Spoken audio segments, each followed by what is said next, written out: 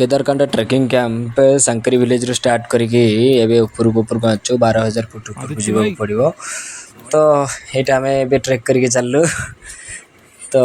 आगे जाऊँ आम बेस कैंप को जाऊँ बेस कैंप रू बाहर के पुणी आम जीवु ऊपर को